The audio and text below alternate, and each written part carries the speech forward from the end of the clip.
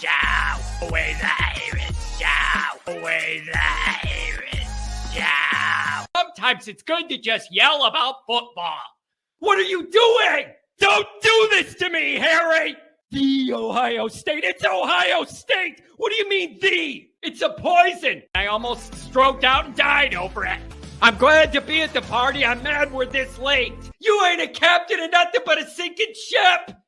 That helps the defense without them even doing a damn thing. Doing a damn thing. The call-in line. 312-988-15. You tell Johnny all you've heard and seen. No Irish. No Irish. No Irish. No Irish. Irish. Yeah, that's right. That's right. What's going on, everybody? Welcome in, welcome back. The news of the day, the news of the last 24 hours. You all know what it is. Game Day's coming to that city. Except they changed that song, didn't they? Didn't they get rid of that song and go to something even worse? I don't watch Game Day. I wouldn't know. And I advise you not to either.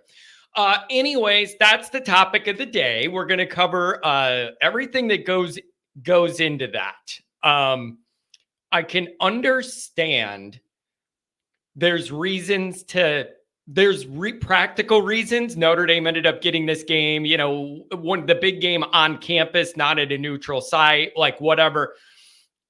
Figuring out where you're going to fit a Notre Dame thing in here if you wanted to do a game day situation. It's really interesting, but there's no way around it. A big game and a big moment just got a lot bigger. A big game and a big moment just got a lot bigger. It's just, we've all been staring at this game for months already, and now the magnifying glass just got brighter. It just got bigger. You can close your eyes and picture the scene with Game Day and the Texas sun going down as the game's starting. The whole, you know what it is? It's going to be date night for America. Like college football's back, and like everybody who loves it is going to look forward to that moment. And even the people who hate Notre Dame are going to tune in because it's college football's back. Like it's week one. That's what everybody's excited for. That's what everybody's waiting for. And it's just the extra magnifying glass. It just makes it even bigger. This is a big moment. That Clemson Georgia noon game is a head scratcher. Listen, they got it all figured out, how they want to maximize what they want to do and where they're going to go and what they're going to try and do. And then they have to adjust that plan depending on the game results, right? Like you can only plan Game Day out so far, because when you get down the road, you got to figure out some games that look good might not be a big game when it gets a month and a half into the season, somebody has 3 losses or something stupid. Then it's no longer a big game moment that has Game Day. I'm looking, hey, we'll get to it. There's a couple things I want to go over there. We'll get to it. It is a tough look for the irrelevant crowd. That's a tough one to sell now, right? Like I just, Notre Dame, I hear it every single day of my life on Twitter. Notre Dame's irrelevant every single day. Every day I hear Notre Dame's irrelevant, and I keep asking. My response to that is, Dr. John on the line on the Wednesday call. You're gonna come right up. I always respond with, how do you define irrelevant? Like, no, it's a cool thing to say. I get it. It's just an easy thing to say Notre Dame's irrelevant. But if you ask anybody who says that, can you define what you mean by that? Then it's like, well, you haven't won a title in forever. Okay. Well, then that means 98% of college football teams are irrelevant then. Maybe 90. Like, if that's the bar, Man, aren't most teams totally irrelevant then? There's only like 4 or 5 teams then that should even bother playing, and they should just all play each other 12 times, right? Because if you look at any other metric that your mind would go to for relevance, you can't say Notre Dame doesn't check the box. Attendance at home games, away games, bowl games, TV attendance, moving the needle, like all that kind of stuff. And again, here's the other part of it. I always hear, I always hear, the only reason people watch Notre Dame games is because people want to see them lose. And that's why in a big game, they do good numbers or whatever. Okay, I don't disagree with that, but it proves relevance. Irrelevant is out of sight, out of mind, don't pay attention to, like nobody even notices what you're doing. That's irrelevant. In a college football type framework, that's irrelevant. No one knows you're even there and no one cares what you do and you're off the grid. You're off the grid and that's not Notre Dame. But listen, I certainly agree. We have not been elite for a very, very long time. We have not been elite for a very, very long time. And that's going to hang over Notre Dame until the on-field results change. And it isn't going to matter if anybody says the recruiting class is good and that people like the vibe and the guys don't want to hit the portal and everybody likes what's going on and it's all kumbaya and all that. Beautiful, cool. I love all that. And now you got to go win big games. And it starts week 1. It starts week 1. The more, we're going to get into this. The more I think about this game, the more I'm it's a bad look to lose to a rebuilding operation in year 1, week 1. That's a brutal look. When you're on year 3 and you should be rounding your program into form under the vision of the new coach, and you feel really good about your staff, you're year 3. Week 1. Elko's week 1, year 1, trying to figure out what he has, whatever. If you don't have a big advantage there, whether it's home or not, it's a problem. That's a problem. The pressure on Marcus is intensifying to make this a standout year for all the right reasons. And I think it's fair.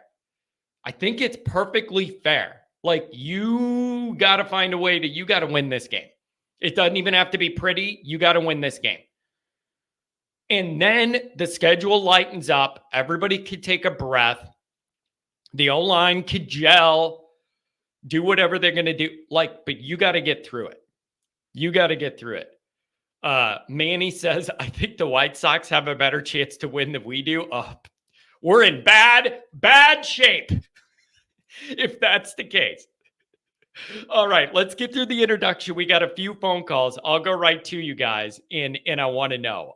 Tom Frawley, good to see you, man. Haters will continue to pile on Freeman until he turns the corner and wins big games and win the games they're supposed to win. Yeah, it's and listen, I take crap for carrying Freeman's water and whatever, making excuses for him and all that stuff. I'm telling you, that's wearing off. There were practical reasons, roster reasons. Like there are things you could say logically that I think make practical sense to give Freeman a little break on what was going on year 1 and 2. And a lot of the rebuilding and stuff that needed to happen here in the roster and some of the depth and whatever, some of the coaching. There are reasons. We're starting to phase out of that. And this program's in Freeman's DNA more and more by the day. And you got to win it. Like, there's going to be a lot of heat. So there's going to be a lot of heat in the Texas sun and on Freeman. Like, there's no excuses, man. You got to go get this one. What if we lose, John? I'll tell you this right now. This show's going to be a nightmare. Because it isn't it isn't just going to be, it isn't just going to be, we're upset about this result. It's also going to be on my show. It's going to come down on me for supporting Freeman the way I do. That's what will happen. So some of the anger will be for what happens on the field, but I'm going to take a lot of heat too for like, you supported this guy and now look at us. And so you suck. Like, that's what it's going to be. And that's fine. That's what I sign up for. That's what this is about. But it's going to get real ugly here. Real ugly. And the other thing is, and I always mention this. Jeez. I mean,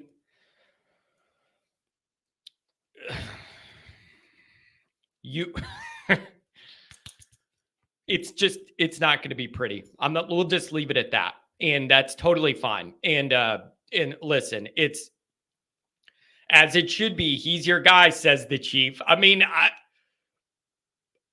is there no difference between me supporting him and liking the vision and the work ethic and the messaging and all that? But like, I don't know. It's my fault that they lose. I don't know. Yeah, it's true. I think it's fair. You've tied yourself to the success of the Freeman era intimately. I wanted different. I think that's the message I want to get across. I wanted different. Callers, I'm coming right to.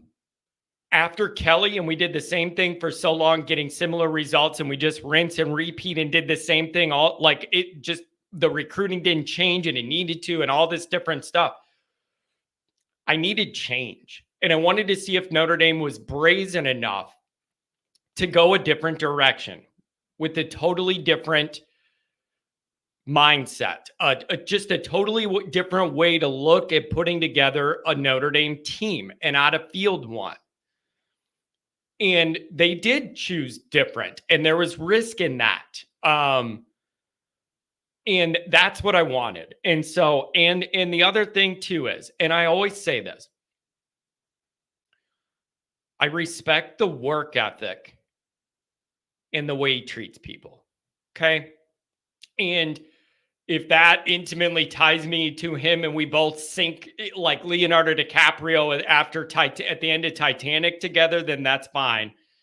But the two things that stand out to me the most, that are the most different, is the work ethic and just kind of the vibe and the way you treat people around the program. I find a lot of value in those at Notre Dame, especially. Those things matter a lot. And that's what I appreciate. However, you got to start getting results. You do. Like, you have to start getting results. Okay? Like, you just do. And if we drop that game week 1 and everybody's watching, it's going to be ugly, and I'll be here for it. I'll be here for it. Mel Gibson Respecter. That's a funny name. Random. So I don't know. Oh gosh, what a good point. What a good point. Isn't this the way it goes? You won't either way, John. When ND beats the Aggies, the narrative will flip that they weren't any good anyways. That's so true. Every time Notre Dame does win a game that got built up before it isn't giving that's such a good point. It ends up not being giving Notre Dame credit, but it ends up being like, oh, that team sucked. But all week leading into it, everybody picked the other team to upset Notre Dame. And then if Notre Dame wins, it's like, oh, we knew they were terrible anyways. Notre Dame should have beat them by more. Like, that's the way it goes. But you know what? I'll take it. Like, if that's what we get, I'll take it. I'll sign up for that all the time. Like, I don't care, because the win will be the win. I'll feel good about it. And everybody else could just say it doesn't do anything for you at all anyways. Right? So it's going to be interesting. With this schedule, Indy's got to make the playoffs. Listen, man, I'm starting to think you got to host a playoff game and win it. Like, I'm sorry. Like, this bar keeps moving, you guys. It used to be like, oh, Notre Dame's got to make 12-team playoff for it to be a good year. But you know damn well if we make it and then lose round one, everybody's going to feel like, what? I need you to be like 11-1, 12-0, host a playoff game December 20th at Notre Dame Stadium and win it. Then whatever happens after that, you look at the seeding and who you match up with or whatever. But man, I need you to host that home playoff game and win it. And then we're cooking. Then you could be like, okay, we've turned a little corner here. You would get the big bowl game thing off of you. You would make some history at Notre Dame Stadium. That's kind of what I want. If you snuck in at 10-2 or something and you had to go on a road game into one of these environments, that's a different scenario, man. The difference between hosting a playoff game at night at Notre Dame in the cold versus going on the road that round one to somebody else that's a top 12 team, that's tough. Those are night and day differences to me.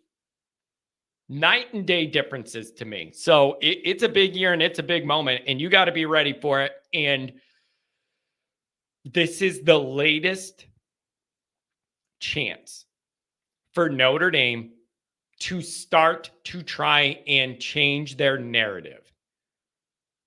That's by far the worst part of that Ohio State situation last year. That was a chance to move the needle. And you had it in the palm of your hand and you weren't able to close. But that was one of those moments where you could really start to say, ooh, this Notre Dame looks a little different. And you weren't able to do it. That's the frustrating part. And it's a big moment. And you got to learn from it and come back better from it and make sure the mistakes you made, you learn from and never happen again. Like, move it forward, you guys. That's where I'm at now with that Ohio State thing. It's scar tissue that's never going to go away. You could argue. Nah, I don't want to argue that. Never mind. It's just, you got to break the trend. You got to break the trend. And the only way to break the trend is win one of these games and more than one. And then not lose any you shouldn't lose, right? Do I ask for too much? Win all your big games and don't lose any against anybody else. Am I asking for too much? I can't move forward until we win a major bowl game. Wouldn't it be nice to do that at home and have all that history in the new playoff era and you get a home game, all the history that would go into that? The first year Newt Rockney's on campus overseeing all of this in his ghostly status that he's in right now. I love it. Oh, man. So I don't know, you guys, but that's where I'm at now with that Ohio State game, is turning the misery into really good learning things that never, ever happen again. Lessons you learn about how to finish out a game and not get caught up in the moment and overthinking on offense. Right way to finish out that kind of game on offense. And the mistakes, like, that's all you could do is Freeman as a young coach. You got to learn that. Never let anything like it ever happen again. That's all you could do. And I really hope the pain of that moment, Freeman knows what that is. And he's an Ohio State guy. That was a very, very personal night for him. And I'm sure it burns him. And that's some tough learning. And you just got to come out the other end better for it. So I don't know. Inexperience is no longer an excuse for Freeman. I mean, did I not just say that? Like, in my monologue, I just said we're getting to the point where I don't have those excuses of, like, you inherited Kelly's roster that didn't have anybody on it. Like, it is. The intensity's ratcheting up on Freeman. These are a lot of his guys out there now. His staff, his DNA, guys he wanted. Let's go.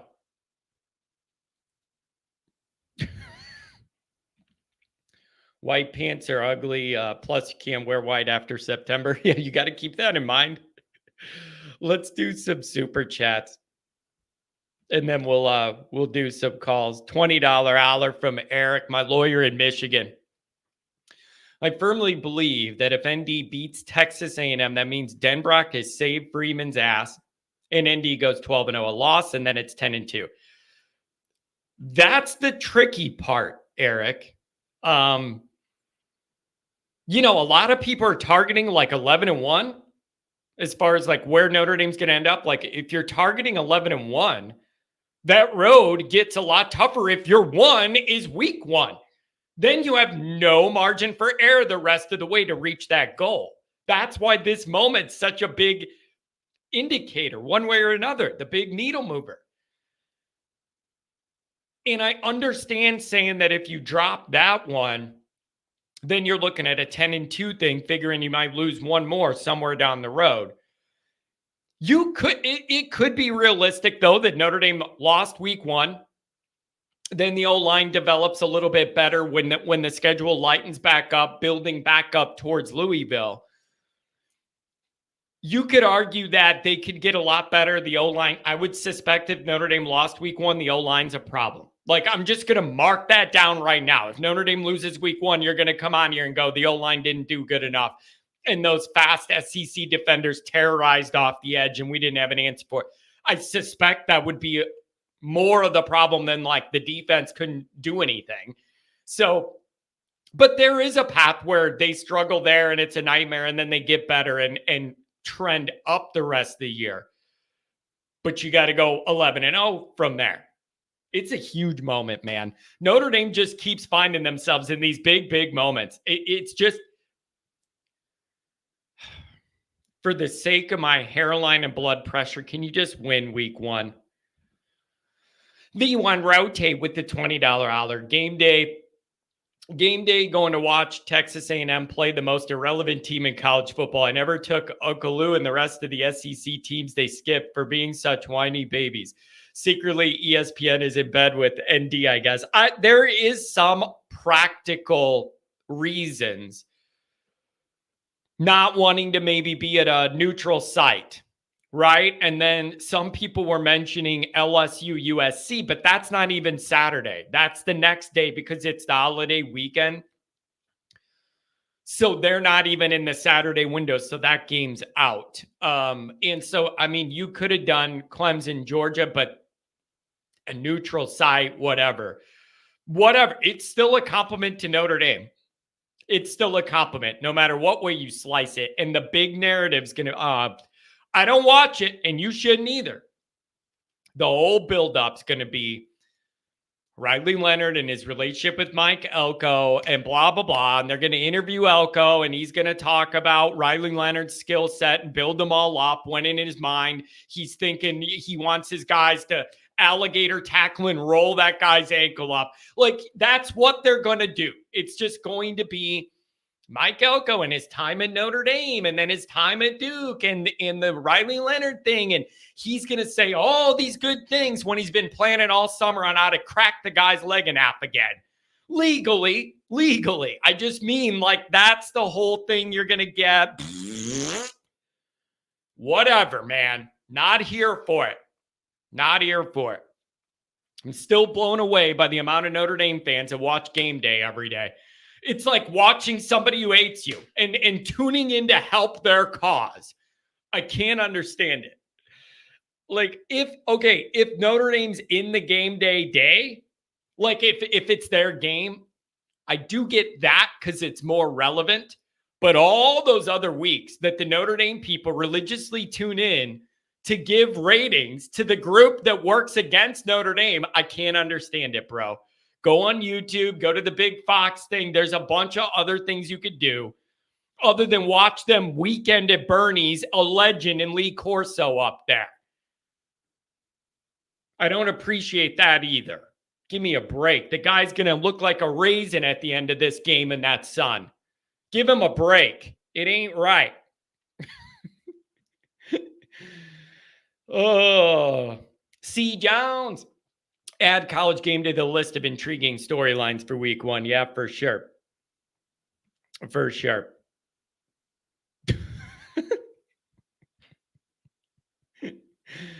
Oh, man. The commander, he did not like my rant about Ohio State yesterday. I got news for you, man. If I cared what the commenters on my video said, you would be long gone. Think about that. You want me to care what the commenters say? If I did, you would be long gone. That's the funniest part about it. You would be long gone. And also, people were willfully missing the point of that video. It wasn't, well, Notre Dame could have beat Ohio State, so who are you to say anything about what Ohio State does? That's not the point of the video. The point of the video was Ohio State arrogance caused the Michigan problem to manifest further than it should. That was the point of it. It wasn't, it's about their mindset that allowed this to fester that I really have a problem with. That's the issue. But it's just funny, like, oh my gosh, there was 3 commenters that said something mean, and Commander Luke was one of them.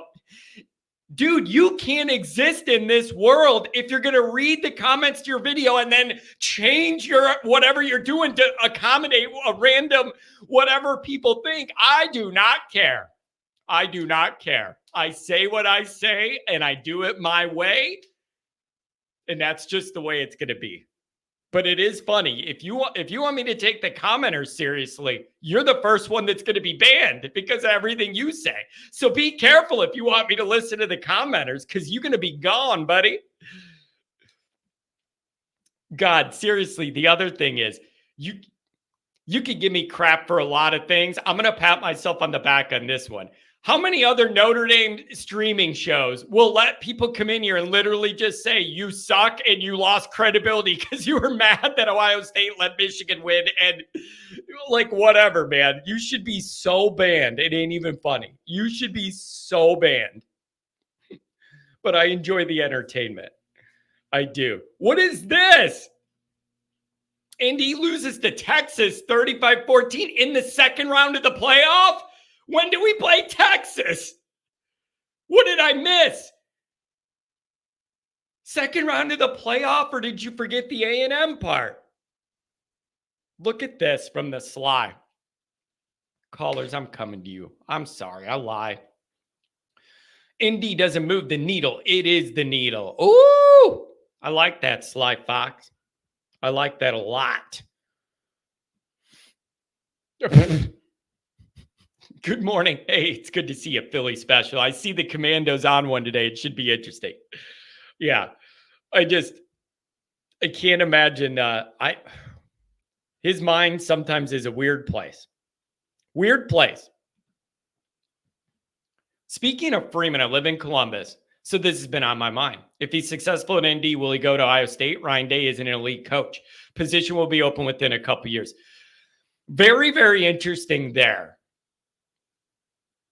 Freeman's got to prove more on the field to be ready to be considered for Ohio State, I think. He's got to get some different results in Notre Dame. The other thing is, there's a lot of talk about this year being a year where if Notre Dame is successful, perhaps he gets an extension that could keep him around Notre Dame for a while. But the reality is, even if you see an extension, a team like Ohio State will just buy it out if they want your guy. Right? Like sometimes people will lean on that, the extension or whatever. But if you're Ohio State and you just spent $13 million on portal guys or whatever, if you really want to Marcus Freeman, you're going to buy out whatever that number is anyways and just make it work. So it's a double-edged sword. You want Freeman to do good in Notre Dame, so we're happy, but you wouldn't want him to do that and then hop right over to Ohio State, where he's supremely comfortable and grew up and made his football bones, right? So that's something to consider. Here's the one it can't be. Here's the scenario it can't be. The nightmare would be Freeman's on the training wheels, learning how to be a head coach, learning all that track. And then right when he's about to hit his prime and all that newness and he's more comfortable and has the experience, right when he's like hitting his head coaching prime, then he jumps. That's the killer, right? That's the one it can't be if you're a Notre Dame fan is we get all the training years, and then right when he's primed and ready to go, he goes somewhere else with a lot of resources, more open recruiting, and then he launches from there. That's the nightmare. Now, that being said, I do think Freeman loves Notre Dame in a unique way. I do think Freeman loves Notre Dame in a unique way. I do think he feels the obligation to prove that he could get it to work at Notre Dame. Like, I think that's a big deal for him. I don't think Freeman's just whatever the biggest check is where I'm going to bring my family and go work. I really don't think that's how he operates. But again, what happens with Ryan Day? I don't know. Here's the other one to watch for in the next few years. I'm not saying this in relation to Marcus Freeman going there. Are we sure Lincoln Riley's staying at USC long term? Are we sure Lincoln Riley's going to stay out there long term in LA? I think they all thought, and he thought, automatic 5-star. Everybody on the West Coast we want to get, we're going to get. It's going to be easy. We have our choice of all the best talent on that whole coast, and we're just going to own this all. It is not shaped out that way thus far. Oregon getting a lot of guys like whatever. And then you add in them jumping into the Big Ten. It's going to be a lot rougher week to week playing in the Big Ten. 23,000 miles they fly for their regular season schedule. This is all new for USC. You're going to have 23,000 miles in the air. You're going to be playing tougher teams in weird weather that they're not used to. I'm not sold Lincoln Riley's there long term. I'm just not. And I could be wrong about that, but he seems like that type of dude. And so I don't know what to expect about that. $5 holler from Steven. One day closer to Fowler's Love Fest with A&M 37-14 ND. Fowler the Howler. He's Fowler the Howler. It's unlistenable. Like, I'm a yeller. I know my yell voice. He's got a bad one. I'm sorry. I will never get... I have nightmares of the romantic sounds Fowler was making when Caleb Williams was clowning us in 22. I didn't know what I was watching. I mean, this guy was moaning and groaning. Oh, he couldn't contain himself. I mean, it was unbelievable how excited he was. And it isn't just his love for Caleb Williams. It's the dislike for Notre Dame. That guy... Woo! Man. I mean, that guy was more excited watching Caleb Williams run around on us than he was on his wedding night. Give me a break. The bad yell voice, the high pitch, it doesn't work. When he cranks the tone up, it doesn't work. Not looking forward to it. Not looking forward to it. But that's what you're going to get. Phil. Fowler won't need Nugenics for A&M, that's for sure. Dude, that Caleb Williams, he was, whoa. Like, dude, he was really excited. V1 Rotate, $10 holla, 22 ND. Featured in Game Day's Week 1 broadcast against Ohio State 23. First games of the year 24, Week 1. Game Day appearance, but irrelevant. Yes. They always put the irrelevant teams in the primetime slot. Don't you guys know that? $2 holler for Brian Kelly's jet ski. Brian Kelly's jet ski. Can't wait to watch you play A&M with my family. Yeah, dude, I'm genuinely intrigued with LSU USC Week 1.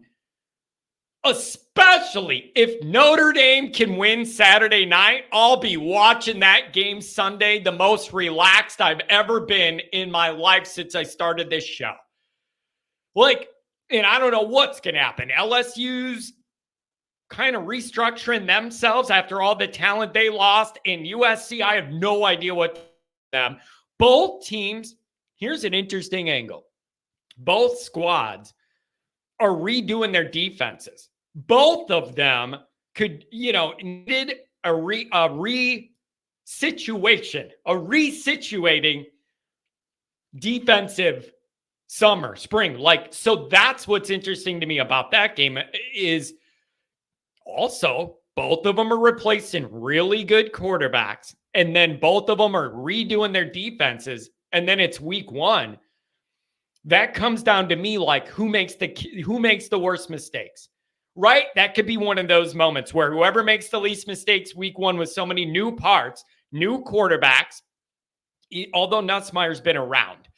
And then those defenses, because those were two of the worst defenses in the country, LSU and USC. And I will never understand for the life of me. Someone's got to explain this. I will never understand for the life of me how all the talent LSU had, just like physical SEC bodies, how you could have that bad of a defense. Absolutely insulting. Those are SEC talented guys, and they just couldn't do anything. They couldn't stop anything. It was like BVG, but with better talent even. My main man, Martinez, welcome in, welcome back. Indeed, my friend. $5. Can't wait to watch the big bad white overall wearing weirdos teach y'all about the SEC. Those people scare me. Those people scare me. I am incredibly uncomfortable with those white overall wearing. Yeah, it's weird, man. It's weird. And I understand there's a history and a tradition with it and everything, but it's really weird and it makes me uncomfortable.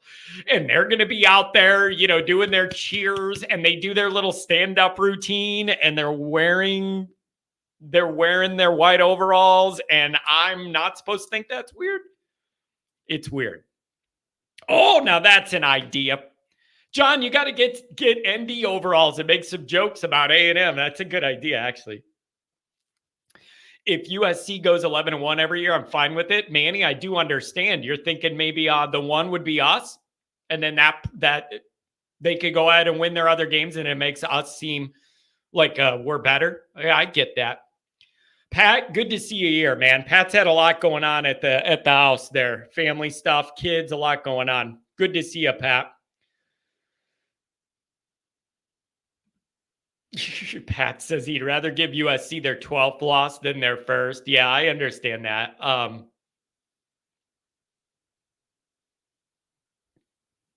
Let's see this. And then God, I got to get to the calls. I'm so bad with that. And Indy fans will tell you, Kelly left Freeman a dumpster fire. Having 36 players and winning the SEC West is highly impressive. It wasn't a dumpster fire, but the roster was severely flawed. Severely flawed. And what a lot of the national people did was they said, Freeman, first year for Freeman's really, really bad because he was handed a playoff caliber roster from Kelly. What?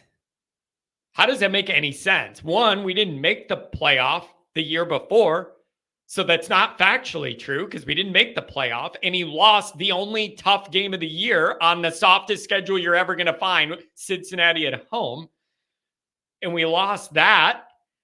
And then you had an 11-1 team, and then most of the good players all went to the league from it, and then there was nothing backfilling it.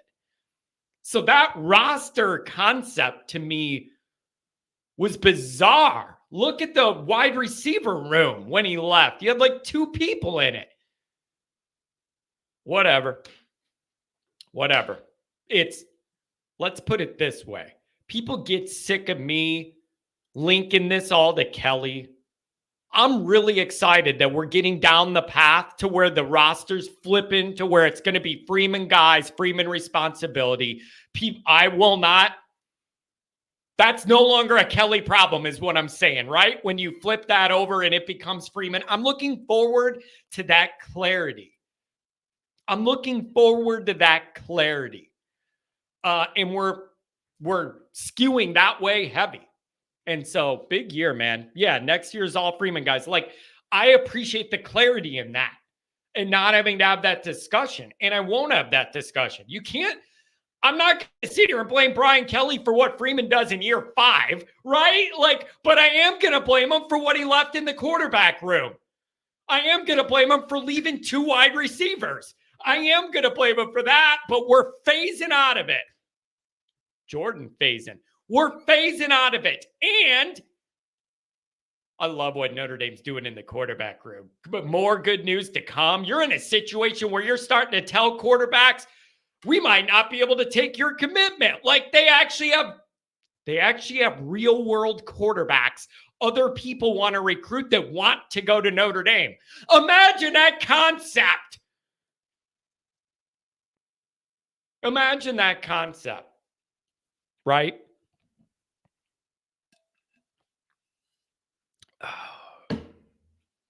So I don't know. Tyler Buckner was I-4-star and lost to Marshall. What do you want? I'll give you an example. Not someone from the Wizard of Oz Munchkinland scene backing him up. How about that for an answer? When his leg snapped in half, you had a midget out there. How about that as an answer? Give me somebody the size of an adult. So that quarterback thing is being flipped from major weakness of the program, and it's soon going to be a major strength, and you're going to see a big change in the way this team plays. Having a real quarterback room is the tide that rises all ships. It's a tide that raises all ships. The competition in there, guys going at it, you got a backup that you could actually win with. I'm sorry. Pine won 8 games. Awesome. Cool, dude. Awesome. What am I? So what? I'm sorry. But like, no, I didn't. Am I in a situation where people are telling me that Drew Pine is like good? Is that what we're doing? He's so good that he's not playing college football, you guys. Does anybody think about that? You want to give me a hard time about the quarterbacks? Notre Dame's 2 of the recent starting quarterbacks aren't even in the sport. They're not even playing football anymore.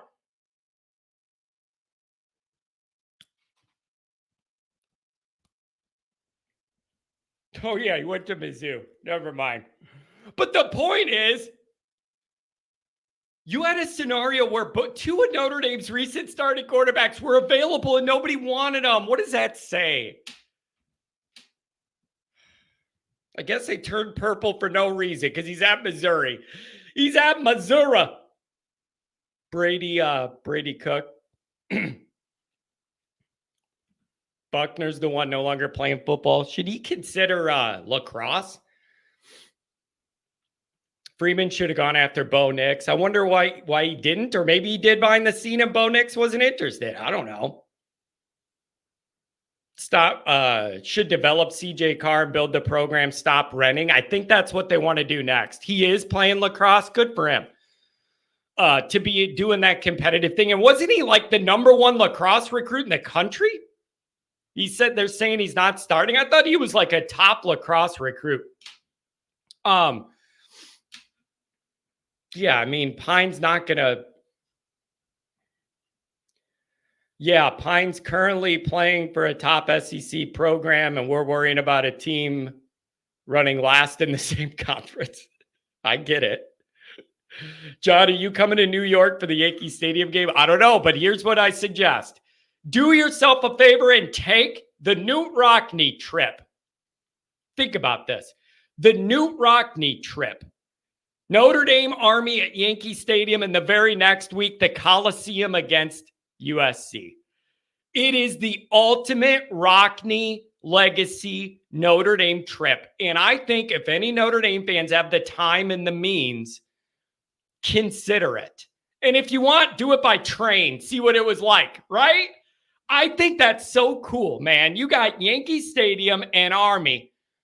And then the next week, the Coliseum, USC. It's the ultimate Rockne schedule. Like, I love that. If you have the money and the time, Make that trip and just call it the Rockney trip. I love that.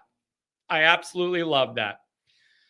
Didn't the Newt Rockney trip end in a plane crash? Different trip. That was a different trip. He was going to Hollywood to make some wheels and deals about another movie about Notre Dame and didn't make it. Didn't make it. Dr. John, I got a 574 and a 260 coming up, so hang with me. Dr. John, I'm sorry for the wait. That's not all right. You must have known I didn't have anything on my agenda today, but now I got it full. Well, Dr. John, let's talk about it. Yeah, I really want to know what you think about this game day thing and the light that this shines on it. You gotta repeat that. I've got this doggone.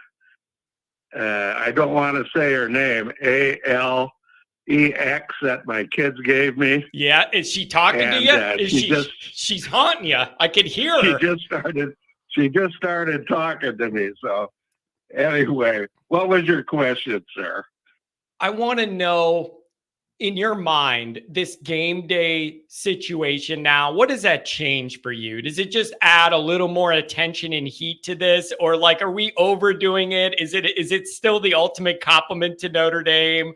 Like what, how do you look at, I just look at it as the magnifying glass just got bigger on this moment and Notre Dame needs to win it.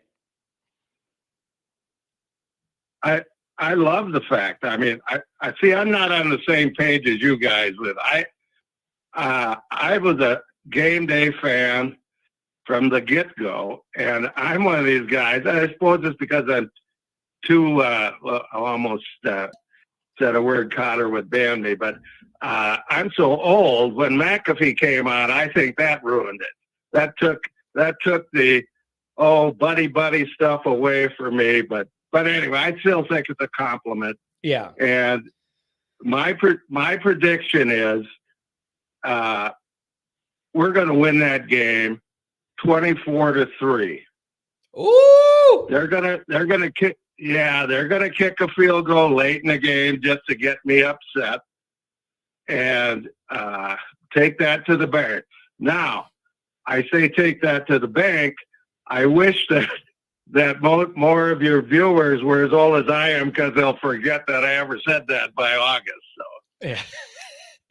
It's Dr. John, what I'm thinking about is the pressure should be squarely on Marcus Freeman, and it doesn't matter if it's at Texas A&M. They're in year one, game one of a big rebuild with a new coach trying to get established. You got to win that game if you're Marcus Freeman. It is appropriate that there's a lot of pressure on it. I don't care if it's an away game. The pressure's on him to get this one. I agree, and they're going to win it. They're going to win it. And I do think... Amen. Next subject. Go ahead. Our buddy, the commander. Yeah. He's starting to remind me of Don Johnson's character in Tin Cup. Yeah. I think he hates old people, he hates kids, and he probably doesn't like dogs. Yeah, it's by the way, no, I'm not gonna look at my screen to see what he says. By the way, what a great movie that is. That's one of my all-time favorite movies. There's just something about it that I relate to in a sick, dark way. The mentality of the scenario like hits me very, very personally. And I love that movie. I don't know, man. I just can't. I don't know if that guy loves me or hates me anymore, but it is interesting. But it is bizarre. Some of the things that whatever, man, like that you never, I'm here for it and I'll take it, but it's weird. Yeah. It's got the best golf song in history in it. Yeah. Double Bogey Blues. The Double Bogey. You know the song? Yeah, that's good. Oh man. Oh, it's a great song. Great song. Gosh. I'll be in church next Sunday. Man, That's one of the last lines of the song. So Hey, talking about game day yeah. and the way they changed the thing, I still think the best opening was the original one with Hank Williams Jr. Yeah, that's going way back. And again, Notre Dame has quite the history with game day. I believe the first live remote game day was at Notre Dame and the Florida State and all that stuff. Yeah. And it does have a history. I think it just changed when ESPN changed. It was just a part of it. And so it is what it is. But this is going to be a big moment. And they're going to build up, the personal segments they do when they're doing game day. It's all going to be Elko and his relationship with Riley Leonard. And he's going to say all the right things. And in his brain, he wants his guys to take him out. It's going to be a long Saturday, Dr. John. You're going to watch all that other football and our games. That day is going to feel like it's 80 hours long until that game starts. I'm already worked up about it, and it's May. I'm sick. Well, you and Elko are going to be very disappointed. Because when we go on offense, Carr's going to take that first snap. Oh, no. Okay, that's some breaking news. You're breaking some major news there. Wow. How do you figure we're going to arrive at that? I already told you that weeks ago. Oh, man. That's a new one. We'll see. Yeah. We'll see. But I do agree with you. I think Notre Dame's defense is going to have a good night at Texas A&M. I don't know about keeping them to 3, but I think that defense is going to be ready for the moment. That's my early sentiment. I do too. I think they're going to be ready. I got to visit your wide receiver remark. Were you trying to be funny when you said they were phase on out of the doldrums in the wide receiver room? I didn't mean to link it to him, but I did on the back end, and I'm glad that I did. You know what, man? That guy he's got a little something special. He's one of those guys, man, that he finds a way to be good at it, and it just comes naturally. He doesn't overthink it. He just goes and plays. He's got that little knack to just wiggle and get where you need to be to make the play. I love the way that guy's instincts guide him around the football field. It's a beautiful thing to watch.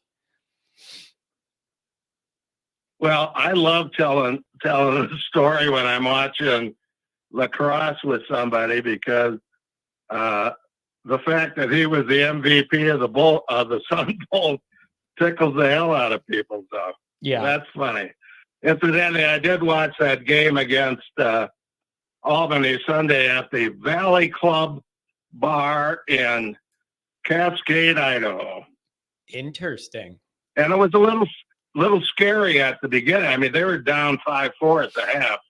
But man, did they come on!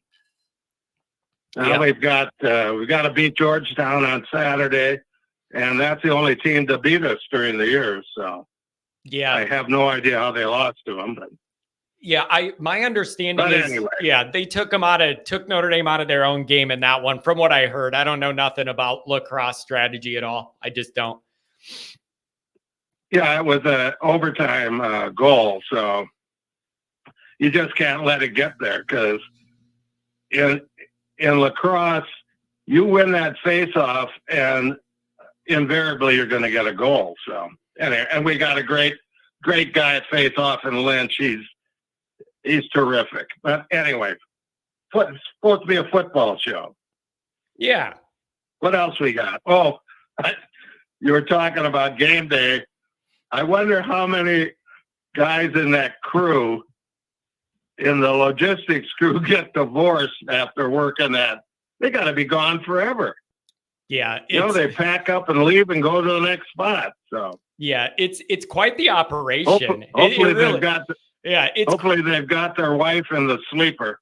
It's pretty neat out like Herb Street will be there in the morning and then he flies to another game and then they got it all figured out. It's a big time operation. Somebody said they need to get the Always Irish flag at every game day.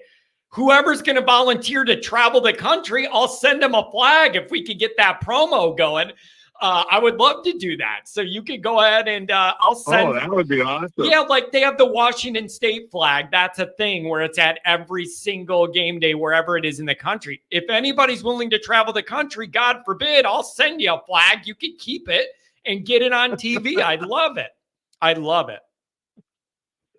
That would be great. Or wait. Now I'm thinking of it. Got? Now I'm thinking of this.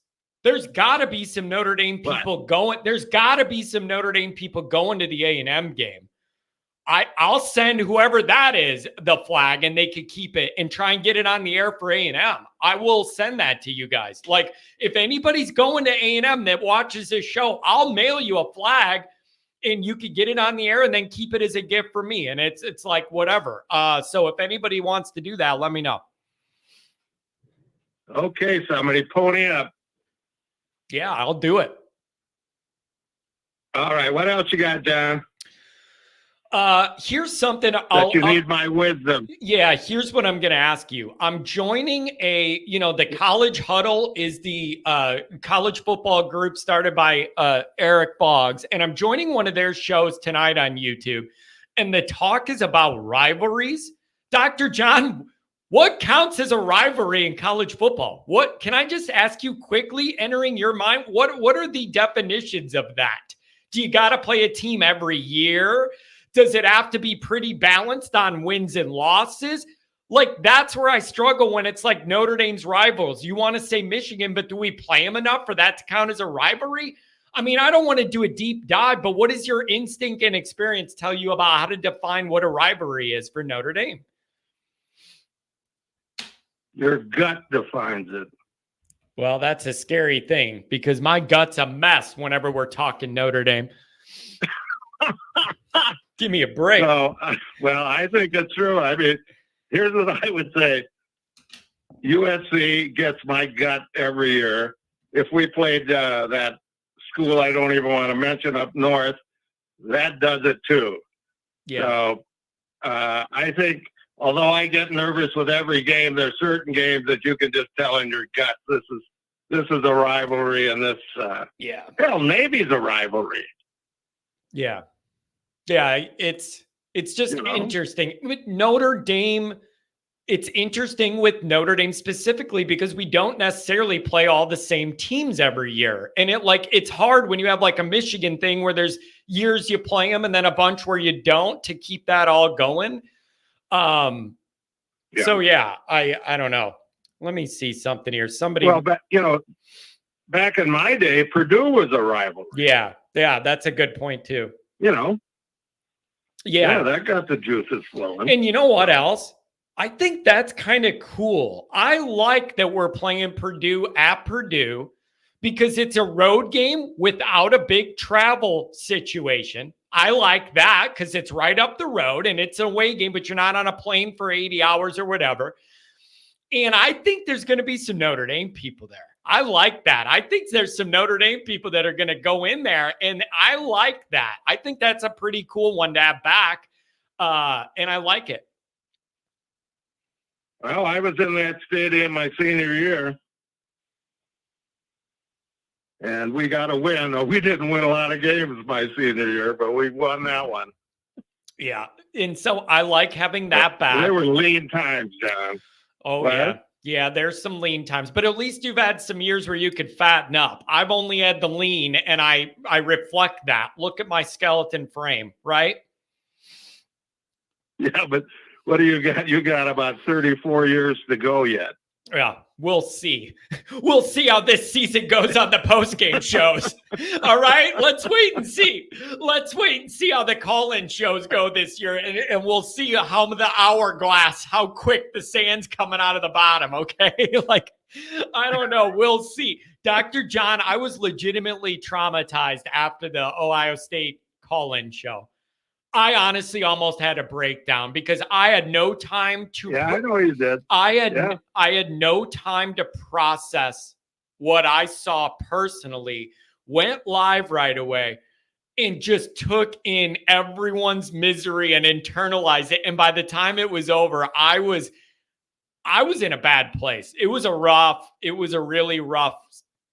I had a rough night. It was the toughest night I've ever done this. Yeah, you did. I remember. It was the most miserable, toughest thing to get through I've ever done on this show ever. And since 2016, it was absolutely horrible. Horrible. Well, I can relate to you. If it would have been, let's see, I got to figure it out. 50, 60 years ago, I'd have been in the same shape you were. So yeah. So, but you know what? But I've mellowed, John. I've mellowed. Yeah. I think, I just think this is what I signed up for, though. So I got to take it. You know what I mean? Like you sign up for the high and the low, and you got to take it. It's just that was extremely excruciating, and I felt the genuine misery and pain in all of our people, and they needed to get it out. And I was happy to be the soundboard, but I do admit it got to me. I was struggling. It was the worst. Well, you said about taking the good and the bad. Let's see, would have been what year did, well, it would have been 77 because we ended up winning. But after that Mississippi game, second game of the year, we get beat, and I'm in counseling for depression. Okay, not because of that game, but and I'm bummed out. My counselor says, "Well, we can fix that." He said, "But here's the deal." He said, "The lows won't be as low, but the highs won't be as high." When I heard that, the highs won't be as high, I said, I don't want to do it. I like those highs. Yeah. Yeah, that's a good point. Yeah, but man, it's the psychology of it all. That's what gets me, man. The group psychology of it all, everyone being miserable, but we had all those people that wanted to be here, even though they were miserable. Like there's a whole brain thing with all of this stuff that is really intriguing to me. So I don't know, Dr. John, it's going to be a long summer. I think Notre Dame's got good recruiting news coming on the way for both 25 and 26. So you're going to have some of that coming soon in the summer here. You're going to have some good recruiting news, I understand. And then we're going to ramp up, and August is going to be chaos, and then it's going to be football time. I'm ready. It's going to be fun. 107 days to go, John. Yeah. Oh, man, it's going to be a long summer. And with no meaningful baseball, good luck. Like I'm going to have a lot of Notre Dame rolling in my head, Dr. John. Hey, thanks for calling me on your weekly Wednesday. I appreciate you. Hey, keep up the good work. Thank you. Have a good day out there in Idaho. Idaho? No, Idaho. Anyways, sometimes I crack myself up. I got to say, Pat, maybe that's why you and I are so close, because that's my answer too. If you could do it all over, who would you hire, Freeman or Elko? I don't feel like I have enough information to know that it would be responsible to look at it that way. Right? Like, what did Pat say? Something about check with me in 3 years or whatever. Yeah, like that's kind of where I'm at on this. And I'm not trying to cop out, but I feel like you're boxing me in to have to pick something where I don't have equal information or something with which to judge. Pat says you make that question seem like there's enough resume to make the decision. Neither's proven anything and neither's earned anything. Stick with what I have, ask again in 3 years. And again, I don't know.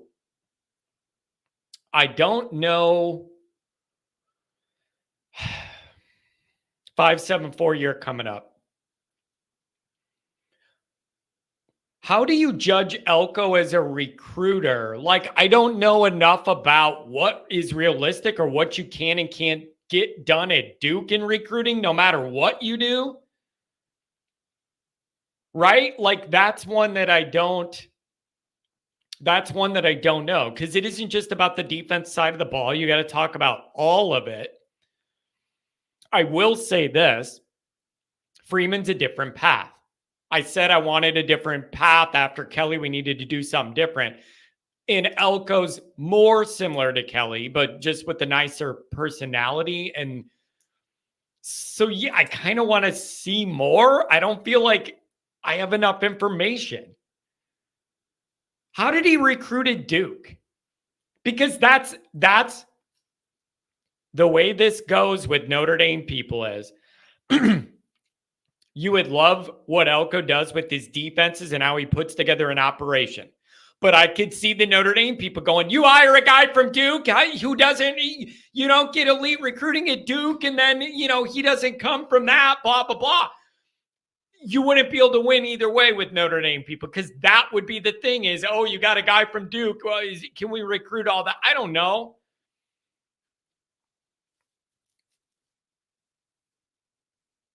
Crying, this is actually well stated. 574, I'm coming to you. This is actually pretty well stated. I think Elko's a better head coach, but would have been an uninspired hire. That makes sense to me, actually. I totally understand that. Like, meats and potatoes, nothing flashy, just getting the work done, Mike Elko. Hard-nosed, fair, Mike Elko. And what you're going to get with that. I totally understand and respect that. And then saying that it'd be like an uninspired hiring, to some people, it'd be like, Mike Elko, that doesn't like excite you or move the needle or trigger a bunch of new reaction, all this stuff. I understand that. But I do believe I'm on record here. Andrew, maybe this will give you some response you're looking for. I know if you dug through my YouTube stuff and went far enough back, there was a period of time where I think I even said, I'm done with Freeman, just let Elko run the team, and at least I know I'll have a good defense and a guy I trust more running everything. I believe I'm on record saying that way before Freeman was even in our purview at all, and most of us had even heard of him. Way back, maybe even back in his Purdue days or whatever. I don't know. When he was coaching there. But I'm pretty sure I am on record on YouTube from those times saying, I'm done with that dude. You can let Elko do it, and I'll trust him more and feel more comfortable. So I do believe that I'm on record with that take. And I totally do respect Elko. But again, I don't think I have enough information to have to pick one right now, because I just haven't seen enough for me either yet. 574, give me some more. What's going on? How's it going? It's going well. I don't know. We're in a weird spot here, man. We're in the middle of the summer. We're just kind of floating around here in anxiety land, looking forward to what it's going to be like at Texas A&M in that heat. Where's your mind at, man? I'm all about this A&M game. I'm all about that moment and that day and the anxiety we're all going to feel and the weather and the heat and the buildup. I'm here for all of it, man. This is college football. This is Notre Dame. I love it. Yeah, I have to be honest with you, man. Like, I am a little nervous, because it is going to be a hostile environment. But, like, I don't know. That game kind of scares me a lot, because obviously week one, and, it's a big game, of course. And, it's a game that I think they have to win, especially if they want to make the playoffs. But yeah, I agree with you. Like, I just think, like, I'm really worried about, I guess, Riley Leonard more than anything. Like, because I don't know. I'm just not really sold on him right now, Not really sold on him. I just think, I feel like he's like another, like, Hartman, like, where we think that he's going to be good, but he doesn't turn out to be that great. All right. Now, then listen. I love this. Now, okay, that is a totally, I think, fair perspective. How would you react if I said I had some hope that if Riley Leonard's healthy, that we could get more out of the offense than we did, say last year with Hartman? So I don't know if this is true or not, but just tell me how you would react to it. he's a true dual threat. So if he's healthy, defenses are going to have to prepare and plan and play differently than they did with Sam, who running really wasn't a part of the menu regularly. That should help spread things out. You have I was going to say Mike Elko. You're going to have Mike Denbrock planning the offense, theoretically putting Notre Dame in a position to be more successful on any drive or whatever's going on. And then I also think there's better weapons. You have more depth now, a wide receiver. You actually could field a full wide receiver core. What would your reaction be if I said, for those reasons, I think maybe we could get more out of the offense? Although I totally understand the Riley anxiety, what would you respond to that? Oh, I mean, I would definitely be, happy about it, I would definitely be happy because at least we know he's more of an upgrade, than Sam Hartman was. And nothing against Sam Hartman, but I just feel like he had a lot. I expected more out of him, Yeah.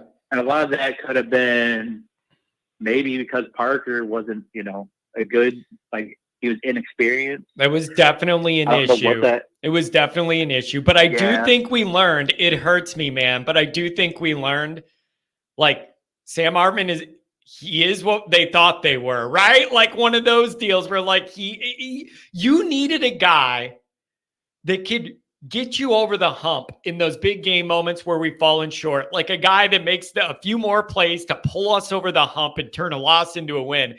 And we just didn't get that, right? You ended up losing 3 games. They were all really painful. All 3 of them were super painful. Losing's always painful, but all 3 of them were uniquely excruciating. And it just felt like, okay, we went and got another quarterback that wasn't good enough, put the team on his back, carry us over to victory. And I think that's a part of the reason why after this year, people want to go in-house, develop our own young guys, and we're going to have plenty to pick from. And I think they do have high ceilings. I'm excited to get to that part of this.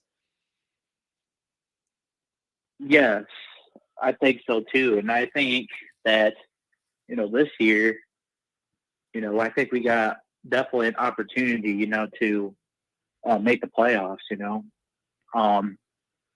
as long as everyone stays healthy, as you're saying, like Riley Leonard and whatnot.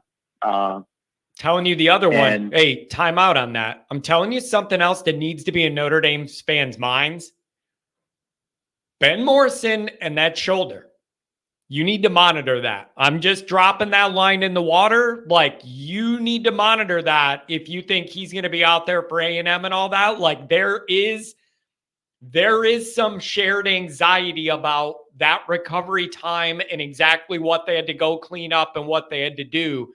That is something that's being talked about. So everybody, you talk about health with Riley Leonard or all that, you better think about that recovery time for Morrison and what that leads to. I'm not trying to be negative. I have just had more than one person nudge me and say, this is a little bit of a thing that has people on edge. So I'm just telling you to have that in your mind. Right. Yeah, I agree with you. It definitely will hurt, But then again, there is younger guys, of course, on defense that we can't really, you got to see it to believe it first. But I don't know. I feel like they could definitely step up, Yeah. Yeah. And then can I ask you something about this Texas A&M game? This has really been on my mind since the news, the game day news broke. And I genuinely don't know the answer. So I'm just throwing it out, and people in the chat, feel free to opine as well. Here's my question. This game is now going to be a night game. Theoretically, it's still going to be hot as hell, but it should be cooler, and you're not going to be in the Texas sun at noon or 2 o'clock at peak humidity sun time. So it should be cooler in the evening. That's the way weather works. However, that also gives the crowd another 6 hours to drink cowboy moonshine or whatever they drink in Texas to get loud. How do you see that? Is it an advantage because it'll be cooler and it will be maybe louder, or maybe you think it would be equally loud both ways? But the way I look at college football is the longer you give the crowd to drink, the louder the home crowd's going to be. Like, it's the easiest math equation of my life. Even I could solve that one. So how do you think that shapes out for Notre Dame and their chances? I definitely think that, you know, it really does scare me a lot, as I was just saying, like, because, you know, last year when we were on the road, you know, we didn't really do as good, you know, and that could definitely cause, like, that could definitely hurt us a lot if we are not ready, you know, for it, you know, because obviously it is going to be loud in there. And last year when we were on the road, so we struggled against NC State on the road, and I believe, Louisville, Duke. So that's the reason why it really worries me. Like this, I think Marcus Freeman just has to, I guess, figure out like how to like fix that. Like, you know, especially going, you know, when they travel, because it seems like they struggle more. Yep. Yep. So I definitely think the crowd noise could hurt them a lot if, you know, if they, I think it could definitely hurt them a lot if they're not ready for it. And you know what, man, you bring up another really good point. I just wrote about this. I don't even remember what day or if the article published yet, but I was writing about one of the big things that needs to change is Notre Dame's got to be better in road environments. It's already hard enough to win on the road in college football. You cannot sleepwalk for a quarter and a half or the whole game or whatever and get away with it. And we lost a couple of those games last year. And even in a bunch that we won, it was ugly early and it didn't like start great. They need to figure that out. It's already hard enough to win on the road. Everybody's got a hard on to beat Notre Dame. And you got to figure out a way to go in there physically, mentally, and emotionally prepared to go win a tough football game. And I need that. And I don't know how you fix that, right? Like, that's the other thing. I don't know how that's not like just go practice harder. I don't know how you fix that as far as being better in those road games. Under Freeman, Notre Dame's played way better at home than they have on the road overall, and that's got to change. Yeah, like that's the biggest thing. My biggest like worry about like Marcus Freeman. Like, I like him a lot. Of course, he's a coach I think that we've needed for a long time, you know. But you know, he's got to figure out a way to, you know, help us get better on the, you know, when we go on the road, because when we traveled, I mean, even in 2022, you know, it was like that. But I guess that was a little different because that was his first year. But yeah. But last year, yeah, like it was just a struggle, you know. It was tough to move the ball at times. Yeah, think about like even like Stanford. We did not play good early in the game, but they did you ended up winning. Like there's something going on with the road situation that makes me uncomfortable. And you got to figure that out. And so but that's a big deal to me, and it's a big trend that I saw. And maybe it's something where it's like with Mike Denbrock, the offense will be off and running and he's going to know what to do right away to ease into a game, and then we won't have that problem. Like, I don't know. And then the other thing is the leadership.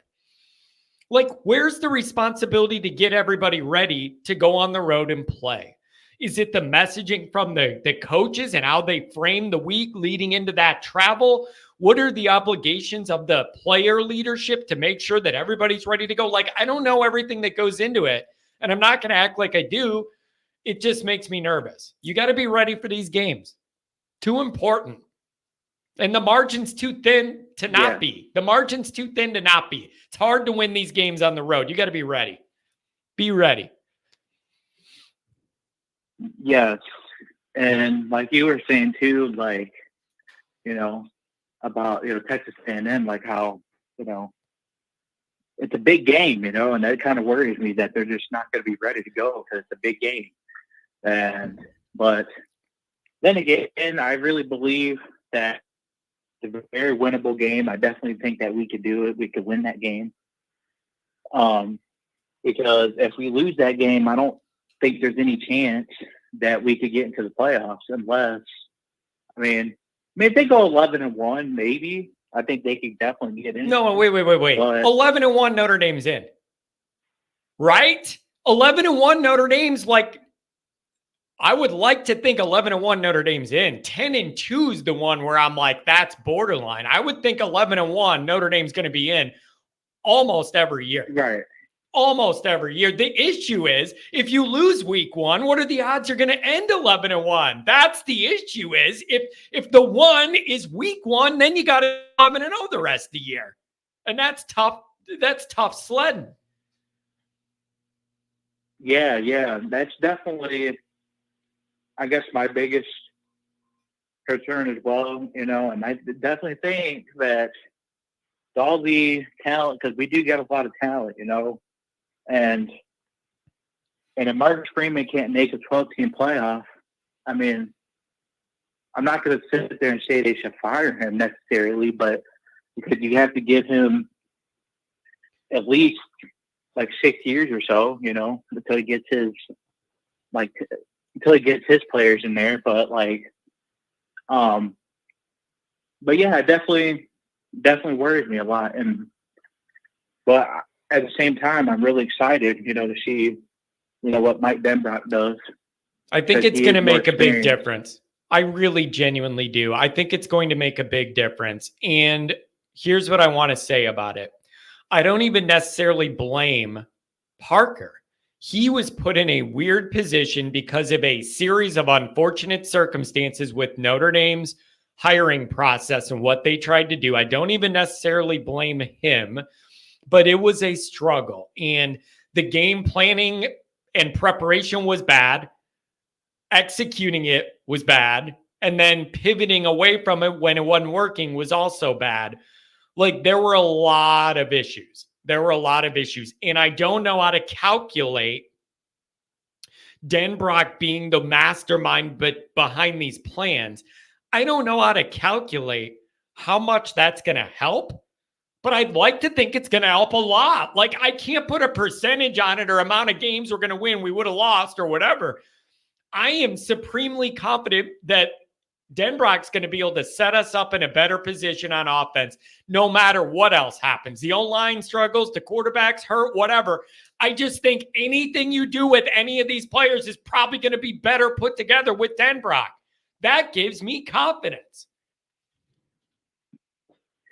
Yeah, I definitely think so as well, because he is, you know, he is experienced. You know, I think he's been an OC, been a coach for 30 years or something. Yeah, and you know what else too? So Sly Fox just put in here, Denbrock won't play scared.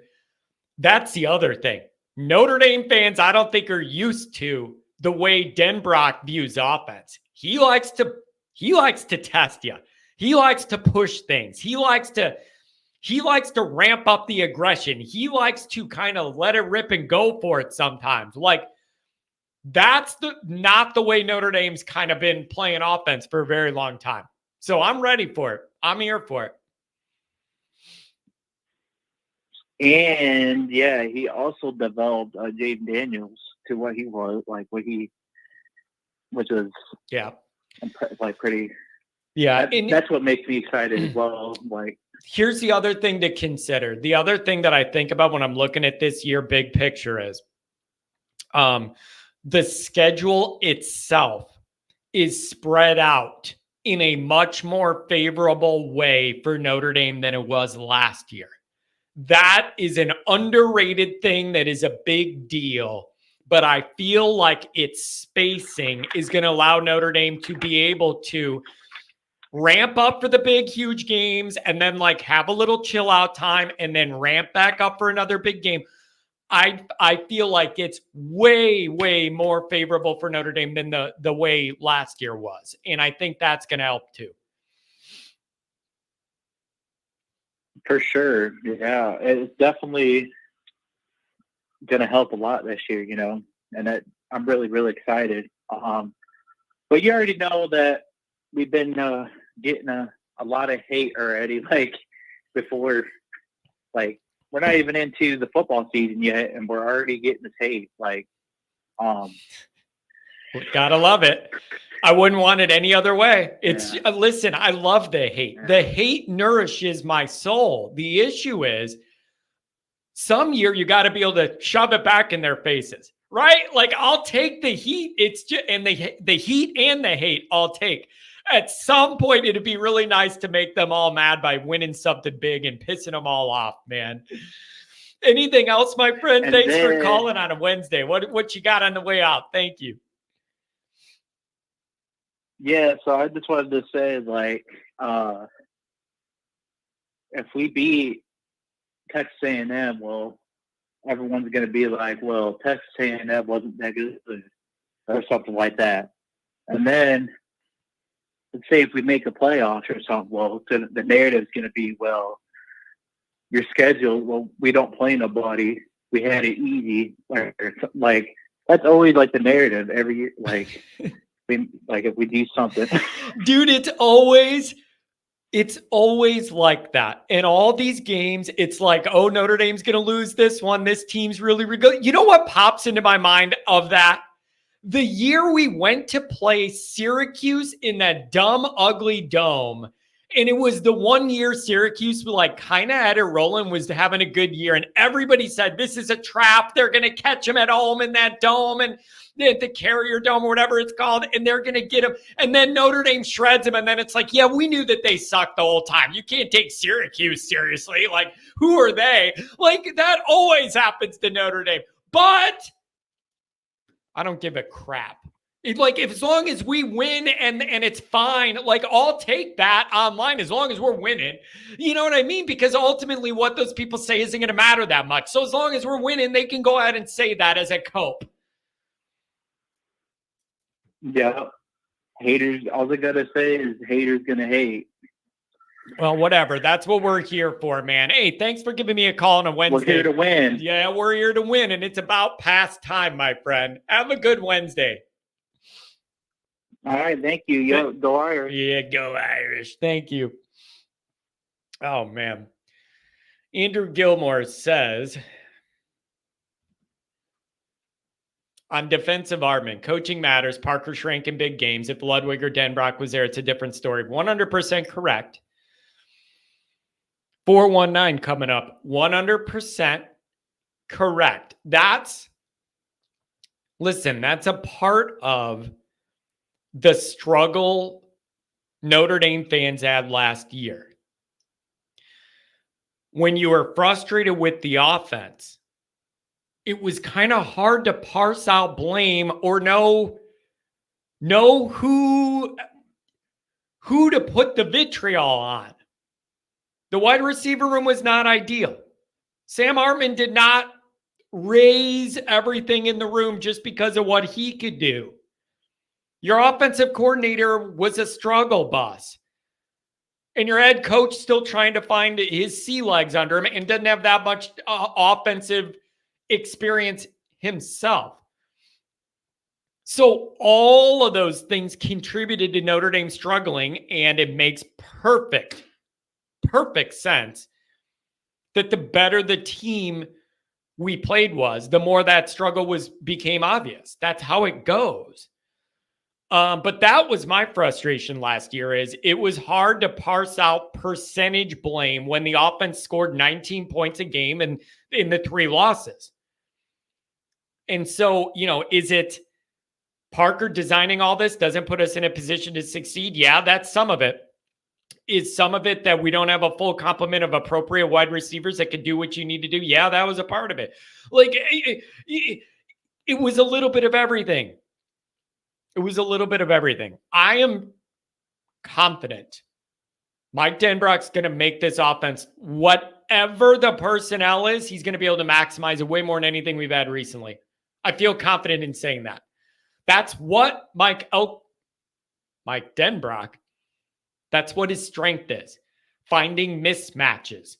looking at the team you have coming up on the schedule and then saying, okay, I know I feel good about our guys over here and they're a little weak. I see a problem there. We're going to highlight that. We're going to maximize that. We're going to draw up a bunch of matchups here. I'm just saying you're going to be in a lot better position. And I'm 100% confident in saying that. Whatever the struggles are, they're going to be lessened by him being good at creating mismatches, all that kind of stuff. I keep coming back to this.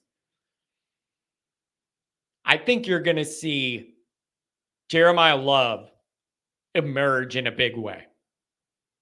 I think Jeremiah Love, in an offense where Mike Denbrock's brain is putting it together, is a good situation for him in the run game and the pass game.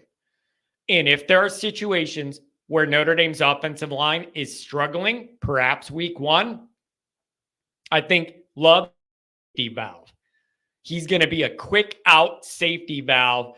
Use him all over. Like it's one of the most basic tenets of football, you guys. Last year when the offense was bogged down against Louisville, against Clemson, you scored 24 points in 2 years against Ohio State. That's not good enough to beat any big team. I'm going, you're struggling really bad here. You need to find a way to get the guys that can make plays the ball more, make more of a concerted effort to get them the force feed them the ball, the guys that can crack things up. Well, you just didn't see enough of it. You just didn't see enough of it. Sly Fox, what's the price of love? God, you're creative today, Sly.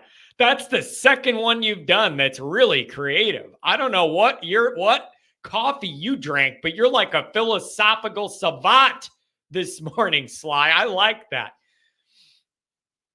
It would not surprise me if price became more of your bulk of actual handoff guy. And then Love got some of those carries in a handoff. But I think they want him out there running short routes and intermediate routes. And I think they want to try and get him in some positions away from the line of scrimmage to be able to maximize what he can do. Again, with Love, one block, one bad linebacker run fit or angle, it's a touchdown. It ain't a first down, it's a touchdown. He's that gifted. It ain't a first down, it's a touchdown. So I don't know. Agree Love's potentially dangerous, but will the brand new line open up holes? Yeah, that's why I'm picturing they don't. And you got to find a way to get a quick out pass to him with one block. And then, you know what I mean? Oh, they're coming off the edge. Fine. I'm going to dump it right over their head to Love. And then he gets one block and then he goes. Like Andrew, my brain's going to, if the line struggles, what you could get done. And that's where you got to get creative and try and make other matchups to offset that. So I don't know. How do I put this? For as much as I love, and we all love Estime, these guys have like 80-yard touchdown run, breakaway speed. Like it's a different thing. Obviously you miss what he meant to the team and all that. Should have meant a lot more if you used him right at the end of the Ohio State game, by the way.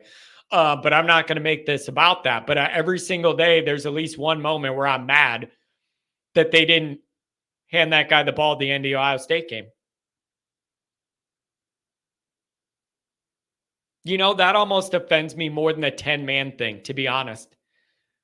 If we want to, really, I mean that. Think about it. The 10-man thing is awful and embarrassing, but that's an honest mistake. Taking the ball out of Estime's hands to beat Ohio State at home in the last drive, what should have been the last drive of the game, that offends me way more than the 10-man thing. The 10-man thing was a humiliating, egregious, honest mistake. It was a choice. It was a choice to take the ball out of Audric Estime's hands when you had a chance to grind them down and win the game, or not even that, run the clock down so far where they couldn't make that final drive, even if you don't get first downs.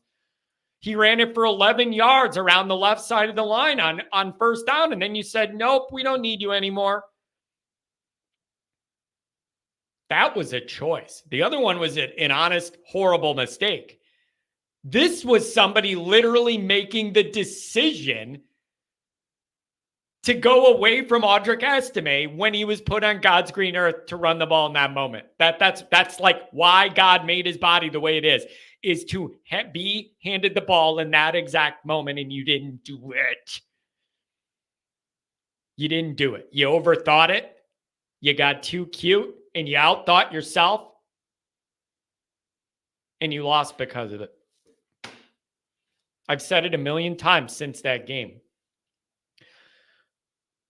Those plays didn't even have to work, and it increases your odds to win the game. That's what hurts me about it. You get what I mean? If you just said, we're just going to hand the ball to Audric the rest of the time here, even if you don't get a first down to ice the game, you make them blow their timeouts or whatever. And then if you do have to punt it, your odds of winning are increased significantly because they have way less time to go all the way down the field. That's what hurts me the most. You didn't even have to, the plays didn't even have to really be good.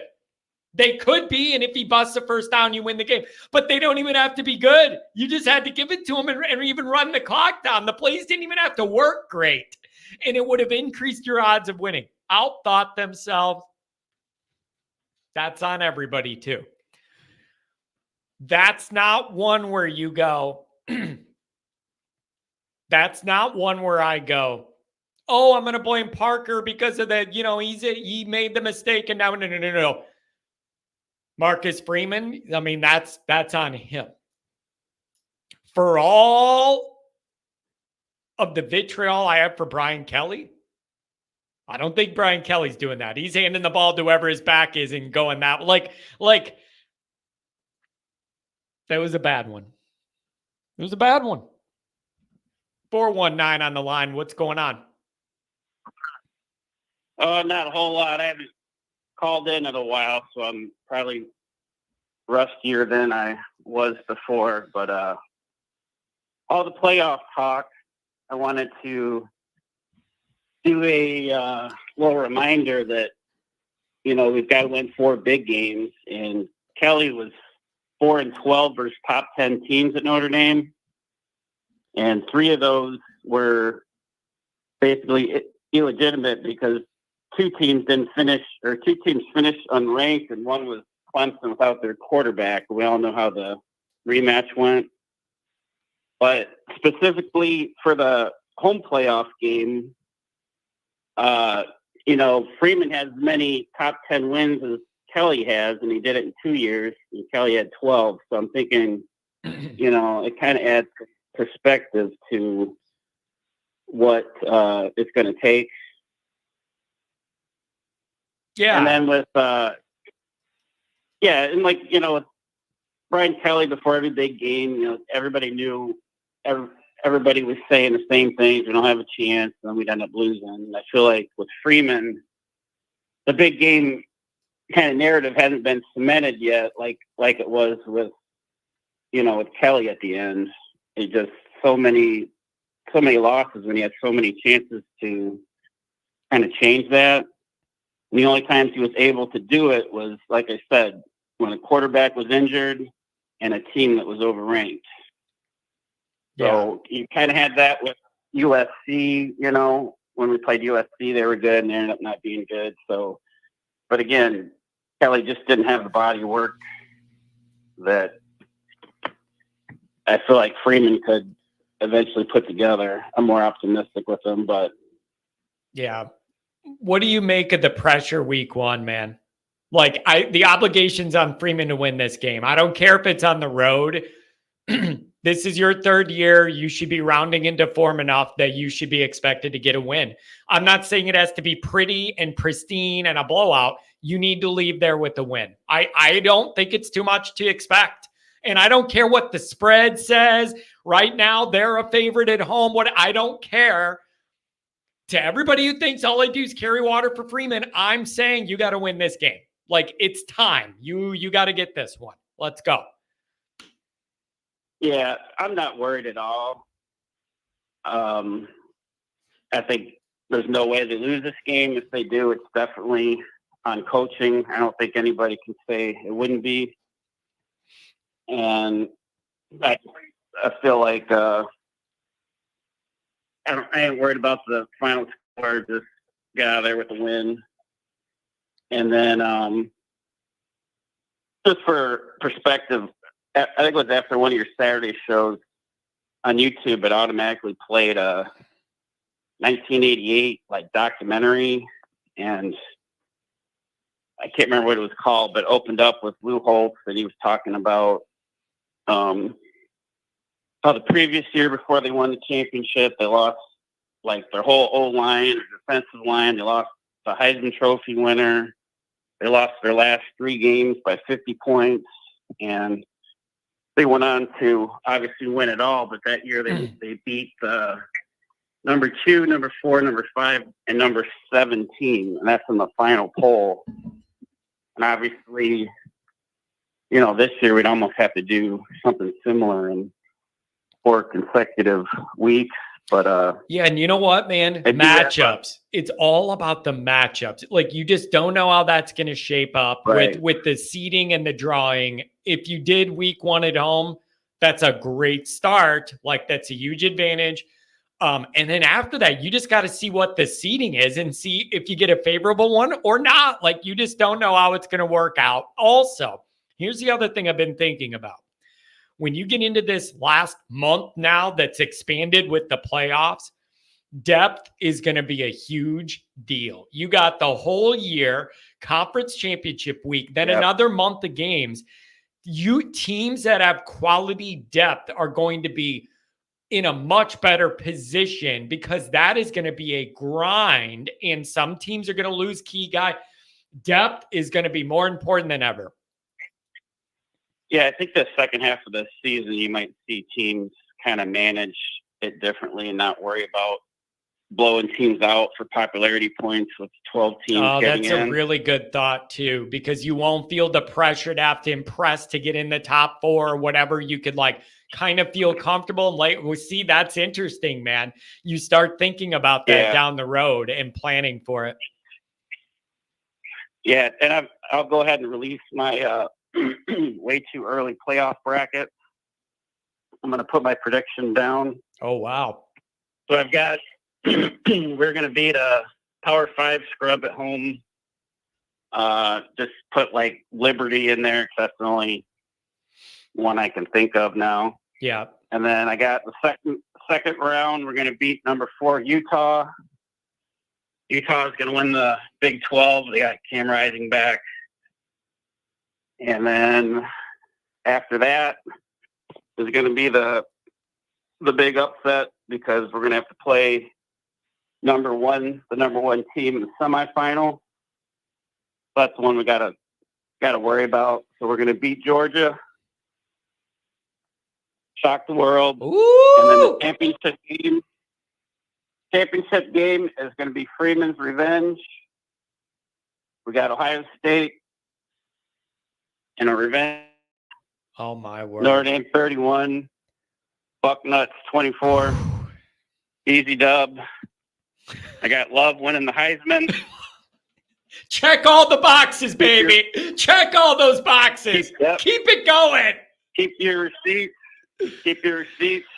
Oh, I love you. And you know what we're doing if this ever happens? I know Pat's going to be fine with this. Pat's going to agree. I've said it before and I mean it 100%. If I'm still doing this show and Notre Dame wins a championship, we are renting a bar and we are having a mega party and everyone is invited, and it's going to be a long, long day. Everyone's invited. We are renting out a facility. I don't care what it costs. We're having a DJ. We are having the biggest party anybody's ever seen, and me and Pat will put it on, and it's going to be wild, and everyone is invited. And we're going to laugh and we're going to cry and we're going to drink and we're going to party all together, and it's going to be beautiful. And that is something I think about more than I want to admit, having that party and having all of us together. I love it. I'll bring you a real gold scene if that happens. Oh my God. I think about it all the time, and then I stop because I don't want to get too excited, and I come back to reality. But I like the optimism. Well, I'm putting it out there. I do, yeah. We haven't lost the game yet. Hey, put out the good vibes. Put out the good vibes out in the Yeah. atmosphere, man. Maybe they come back at you. Yeah, you got to do it while we're undefeated. Yeah. Oh, man. So I don't know, dude. This is going to be a long summer. We're going to have some recruiting news here. There's some good things going on in recruiting. You're going to get good news on 25 and 26 very soon. I've been assured of that. And so that's going to make people happy. But it's just going to be, there's no way around it. It's going to be a slow slog grind all through the summer into August. It's just, I need it to be the first week of August. I'm ready for it. I need football. This is going to be like pulling teeth every week. Can't wait. All right. Thanks for taking my call. Hey, thanks for making it, man. Have a good one. Thanks for all the support over the years. Appreciate you. All right. Later. Bye. See you. Now, wait a second. We're turned around on this.